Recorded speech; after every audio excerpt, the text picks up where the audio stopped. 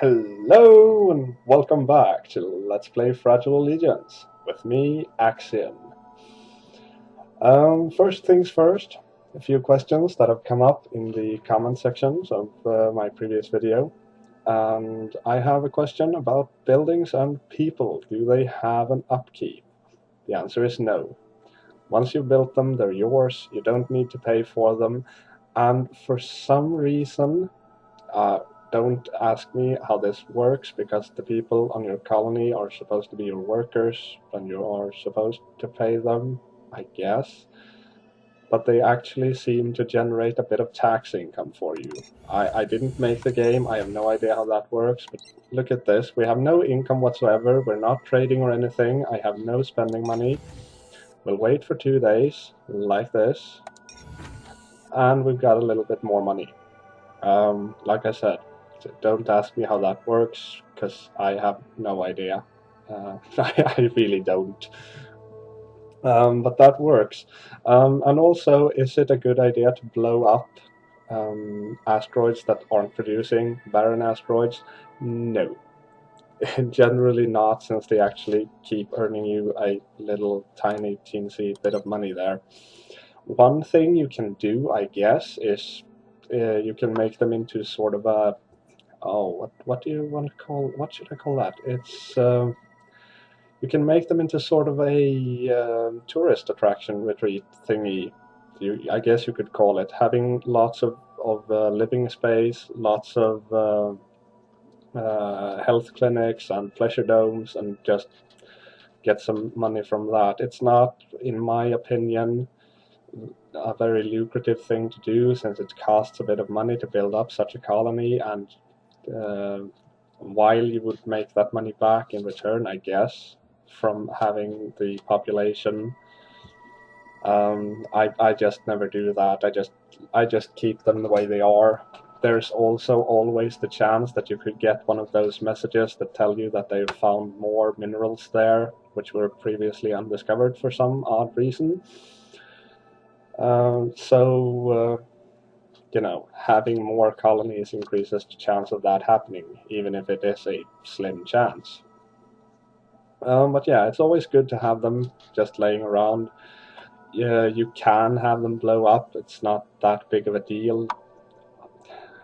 I guess I should say it's more of a personal preference more than anything else. There's nothing negative about keeping them around, unless you get a negative random event, I reckon. So yeah, I keep them around. You can do however you want. In this episode, however, I'm gonna zoom out and get most of my colonies in here. You have a new message. Jesse Vanderhet has arrived and is ready for business, so let's take a look at me. Yeah, I think you've noticed I changed my avatar picture to that guy. And let's see what you have for us. You've got information, and we have Acciyn, which you want. So you get that, and we get your delicious little infos. Who is the info about? Earl Bartholomew, Gorgeous Mercury. Okay, so now we got 2 pieces of information on that guy. I think there's 2 pieces of information for each guy. So Gorgeous Mercury, or however you pronounce that that name there.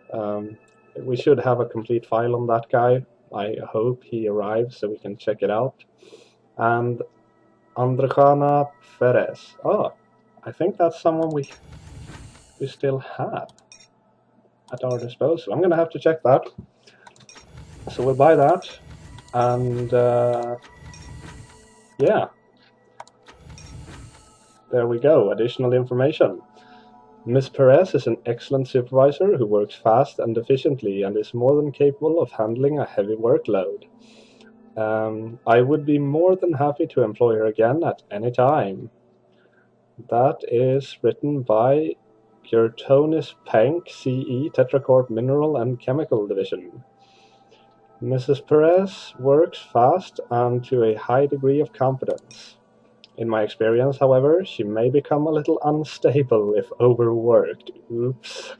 This is more likely to take the form of walking out than anything more serious, but should still be noted by prospective employers.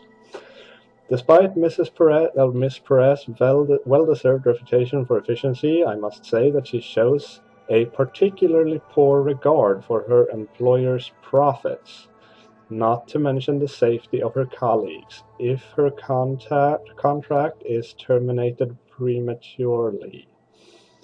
Right. Starting to think that this one is not someone I would like to employ. Nothing really serious. She'd be a good supervisor to have, unless you terminate her contract prematurely. I think you have them on a contract. It's been a long time, so I don't quite remember. So yeah, just don't overwork her and keep her around for the duration of her contract, and everything's fine. I'm not gonna hire you. No, don't need ya. But that is what you get with the additional information. So, as I've stated previously, well worth the money. We've got the Mona here, who should have discovered us by now, since that should be a scout ship. Grimstroid is moving out, everything's moving along just fine. Incoming coded message from agent. I can introduce you to an agent. This is Jasmine Orgola. This agent is well regarded, although not considered top-rate. Her abilities are perhaps best utilized in sabotage missions rather than espionage, since she has a reputation for being somewhat trigger-happy. She gives relatively good value for money, and in a profession increasingly renowned for its prima donnas, blissfully free of what we might euphemistically call the artistic temperament. Her neutrality towards, shading towards, active dislike of Terrans makes her a good industrial espionage operative.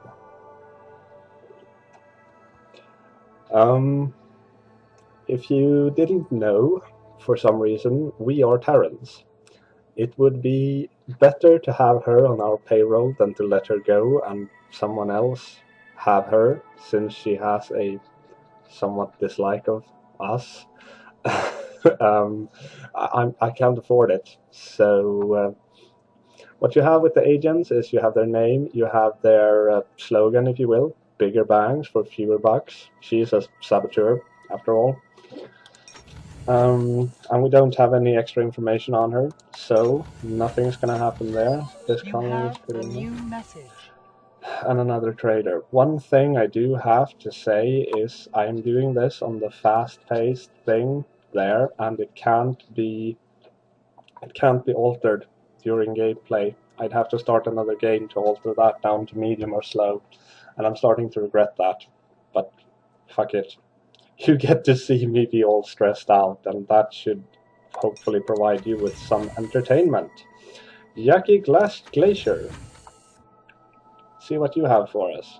Pearls dissolved in brandy. Yummy. Watered silk. Crystal Cantata Incorporated product.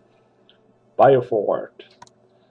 Looks expensive, and yeah, I'm not buying that from you right now. SWAT also, price is up. And these guys we can only sell to her. She doesn't have any of her own, and I wouldn't make a profit on that. So no. Pearls dissolved in brandy. That price is going down. I'm going to have to keep an eye on that. Remember to remind me of that, people. Remember to remind me of that. Let's see. There we go. TNY 892. You will be the first one to rename. I'm going to start renaming the asteroids. I didn't get as many suggestions for names as I would have liked, but I'm going to use one of them at least. Rocky. There we go. Colony Rocky. I did get another one. I'm not going to use it just because I didn't like that name. Sorry, guy who sent me that name. But yeah, this guy here, I am going to call you Za. I've decided that since I didn't get that many name suggestions, I'm just going to name these these asteroids after people who have commented on my videos. So if you leave a comment, you're gonna get an asteroid named after you. That's how it works. This little guy here, our little scout following a ship which went into space somewhere around there, you are going to be named a long one. Sinus Serathiil Salon. Oh crap, okay. Well, Sinus Serathiil Salon is apparently too long of a name, so we're just gonna go with XSI. There we go.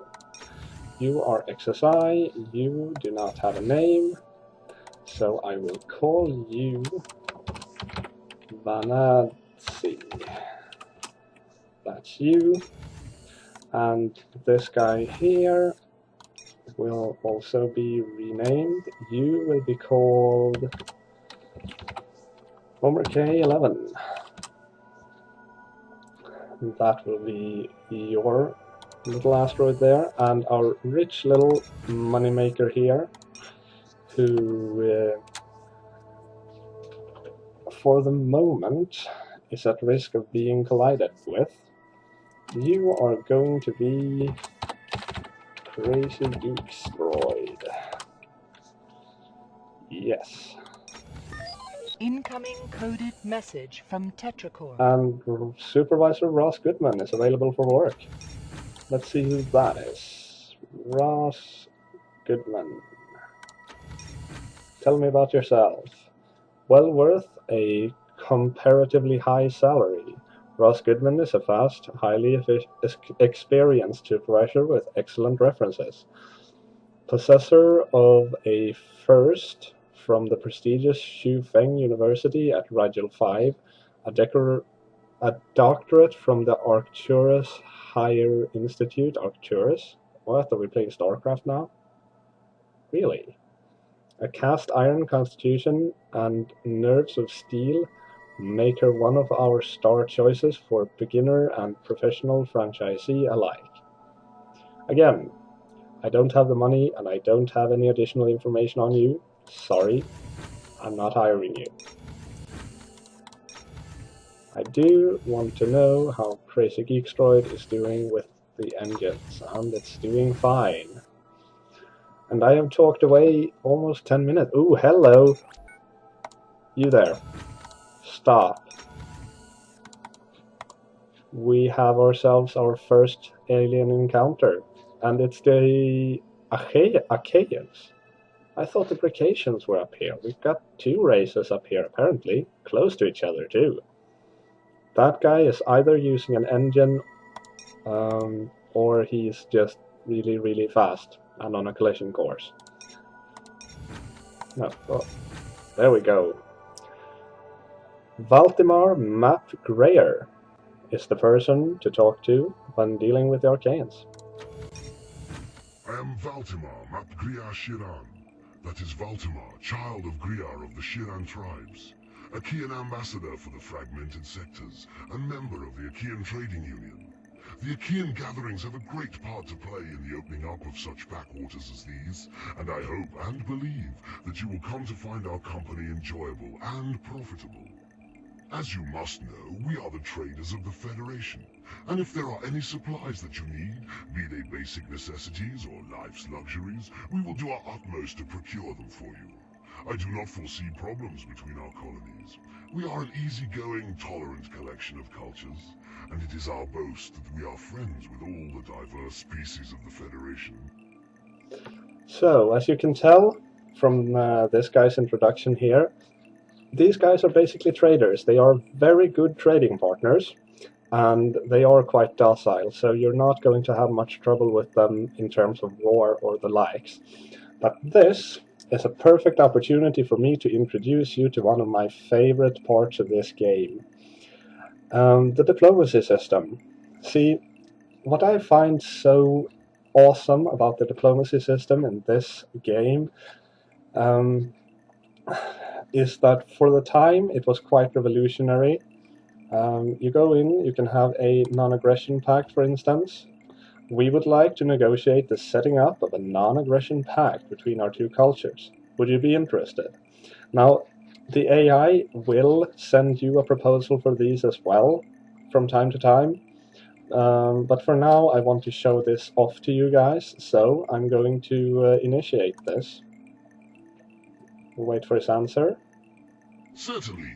If you would like to submit your initial suggestions, we will consider them and send you our response as quickly as possible. That is fine. Now we come to the non-aggression pact between Tetracorp and Valdemar Map Greer. Here we can set up the conditions for this non-aggression pact. We set the duration all the way up to 60 months if we would like, or down to 3 months. It's at our discretion. I say a year. Sounds good. We have a fine for breaking the pact. This one is set at 1,000,000 credits.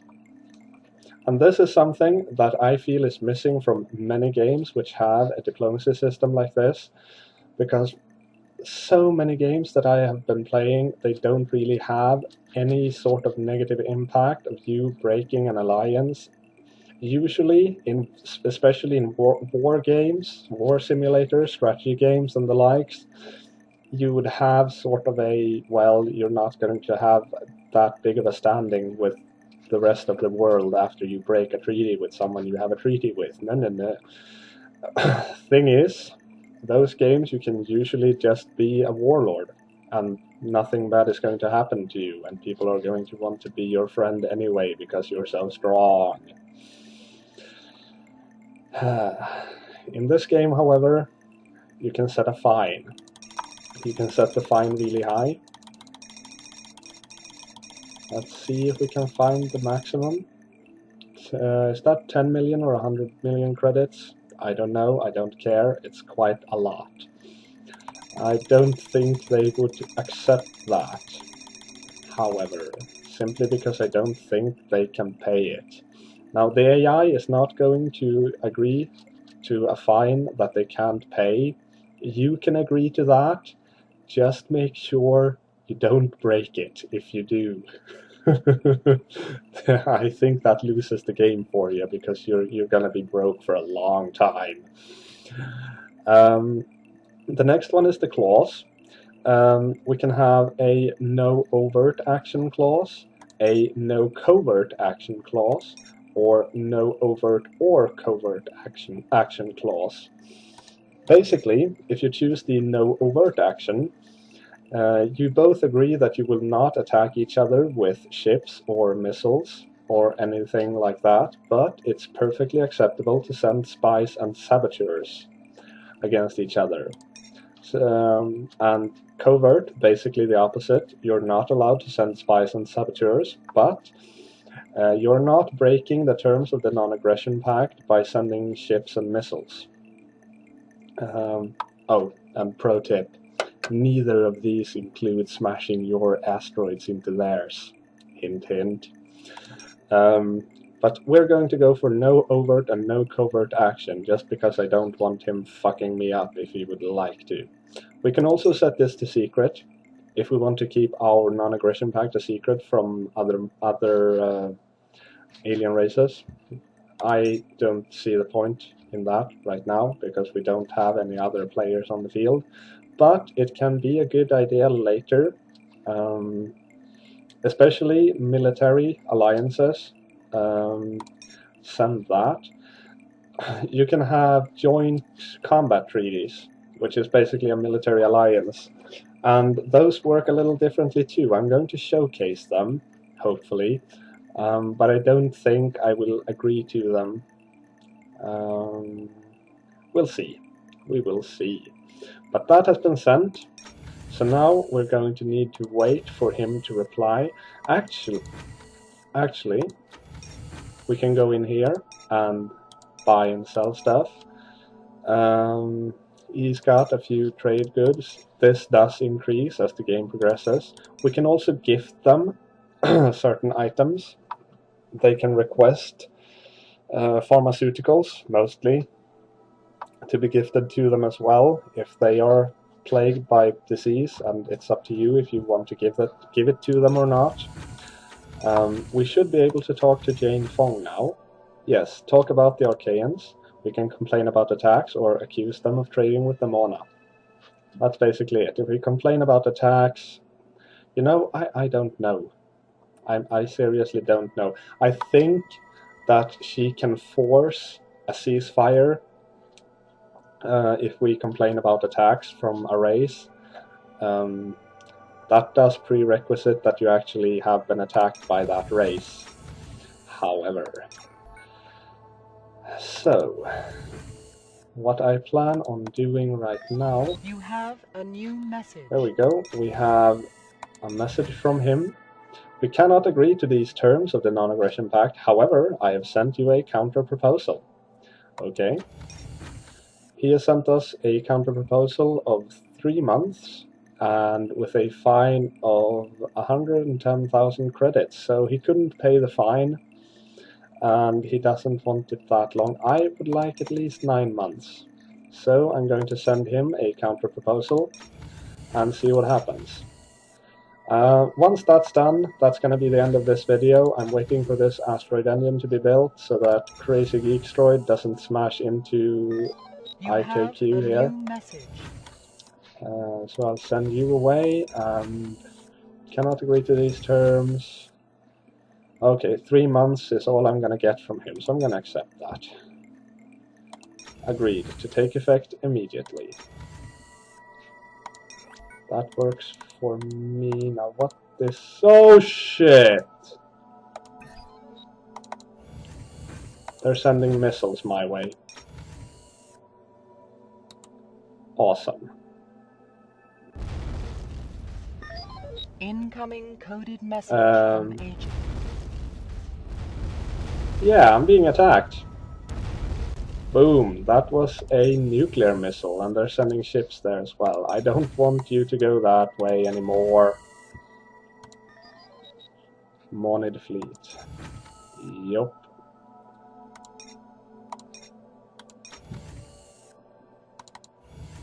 And Rocky is lost. Can I complain about that? Nope, because I haven't found them yet. Right, so next time on Let's Play Fragile Allegiance, I will be building up my military. I will see you then.